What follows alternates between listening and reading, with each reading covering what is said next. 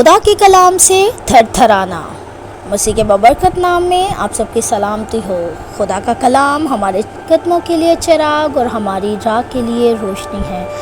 آج اسی چراغ کی روشنی میں سے ہم پڑھیں گے یسایہ 66 باب اور اس کی 2 آیت، جس میں یوں لکھا ہے، لیکن میں اس شخص پر نگاہ کروں گا، اسی پر جو غریب اور شکستہ دل ہے اور میرے کلام سے کام چاہتا ہے۔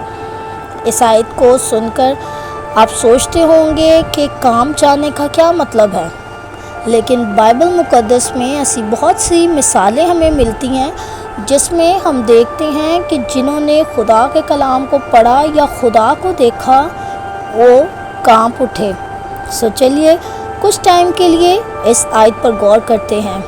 اس سے پہلے کہ ہم اس کی تفصیل پہ جائیں، آپ سے ایک درخواست ہے، ضرور ویڈیو کو اینڈ تک دیکھیں اور ویڈیو کو لائک ضرور کیجیے گا اور چینل کو سبسکرائب کیجیے گا تاکہ اس طرح کی بلیسنگز آپ تک پہنچتی رہیں۔ آپ کے ایک لائک سے مجھے موٹیویشن ملے گی کہ آپ نے جو کچھ سنا اس کی آپ کو سمجھ بھی آئی، اور کبھی ایسا ہو کہ آپ کو کسی بھی بات میں کبھی کوئی کنفیوژن ہو، کچھ سمجھ نہ آئے، تو آپ ضرور کومنٹ میں مینشن کر سکتے ہیں تاکہ میں اس بات کو آپ کے لیے اگلی ویڈیو میں کلیئر کر سکوں۔ جب خدا کلام کرتا ہے تو کیا آپ کام چاہتے ہیں؟ یہاں پر آپ سوچیں گے کہ کام چاہنے کا مطلب کیا ہے، کہ کیا خدا کا کلام سننے سے کس طرح سے کوئی کانپ سکتا ہے؟ لیکن بائبل مقدس میں آج ہم کچھ شخصیات دیکھیں گے جو خدا کا کلام جن پر نازل ہوا اور جنہوں نے خدا کو دیکھا وہ کانپ گئے۔ خدا قادر کے کلام نے آخری بار کب آپ کے جسم پر حقیقی طور پر اثر کیا؟ یہ آج کے لیے آپ کے لیے سوال ہے۔ جب خدا نے یوحنا سے کلام کیا تو وہ اس کے پاؤں میں مردہ سا گر پڑا۔ مکاشفہ 1 باب اور اس کی 17 آیت میں اس چیز کا ذکر کیا گیا ہے۔ اور پھر دمشق کی طرف جاتے ہوئے جب مسیح پالوس سے ملا تو وہ زمین پر گر پڑا۔ اعمال 9 باب اس کی 4 آیت میں اس کا ذکر ملتا ہے۔ اور پھر اس کے ساتھ ہی جب خدا نے موسیٰ سے کلام کیا تو وہ کانپ گیا۔ اعمال 7 باب اور اس کی 32 آیت۔ جب پطرس کو پتہ چلا کہ یسوع کون ہے تو وہ یسوع کے پاؤں میں گرا اور کہا، اے خداوند میرے پاس سے چلا جا کیونکہ میں گناہگار آدمی ہوں۔ لوکا 5 باب اور اس کی 8 آیت میں اس کا ذکر آپ کو ملے گا۔ یہ خدا کے لوگ ہیں جن پر خدا کا کلام ظاہر ہوا یا خدا باپ نے جن سے بات کی، خداوند یسوع مسیح نے، اور وہ لوگ اس طرح سے ان کی روح کانپ گئی۔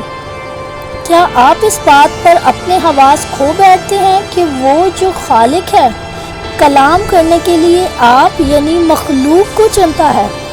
کیا آپ خلوص دل کے ساتھ اپنی بائبل پڑھتے ہیں اور زندگی تبدیل کرنے والے خدا کے کلام کو غور سے سنتے ہیں؟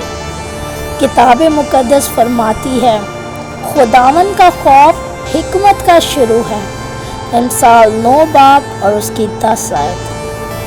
اگر آپ خدا سے ڈرتے ہیں تو خدا آپ کو حکمت بخشے گا۔ اگر آپ اس کے ڈر اور خوف میں رہتے ہوئے زندگی گزاریں گے تو خدا آپ کو اس دنیا میں عقل مند شخص بنا دے گا۔ پاک کلام کی بہت سی ایسی باتیں ہیں جو صرف اسی وقت دیکھی اور سنی جا سکتی ہیں جب دل میں خدا کا خوف اور اس کی تمجید ہو۔ کسی اور طریقے سے ان کا تجربہ نہیں کیا جا سکتا۔ کاش جب آپ بائبل مقدس کا مطالعہ کریں تو آپ محسوس کریں کہ خدا ان آیات کے وسیلہ سے آپ سے براہ راست کلام کر رہا ہے۔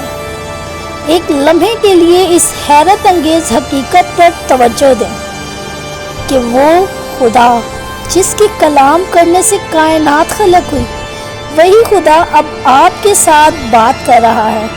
اگر مسیح کے بولنے سے مردے جی اٹھتے ہیں، طوفان تھم جاتے ہیں، بدروحیاں نکل جاتی ہیں اور لا علاج مریض شفا پاتے ہیں، تو اس کے ایک لفظ نے آپ کی زندگی پر کیا اثر ڈالا ہے؟ اگلی مرتبہ آپ اسی پاکیزہ امید کے احساس کے ساتھ خدا کے کلام کا مطالعہ کریں۔ خدا سے کہیں کہ خداوند میں چاہتا ہوں کہ تو مجھ سے بات کر، میں اپنی زندگی کو تیرے حوالے کرنا چاہتا ہوں، میں چاہتا ہوں کہ میری زندگی میں تیرا یسوع نام عزت اور جلال پائے۔ اور میرا ایمان ہے کہ جب آپ اپنے آپ کو شکستہ کرتے ہیں، اپنے آپ کو عاجز کرتے ہیں، تو خدا آپ کے قریب آئے گا، خدا آپ سے بات کرے گا۔ آج آپ کے پاس موقع ہے، خدا کو کہیں کہ خدا آپ سے بات کرے۔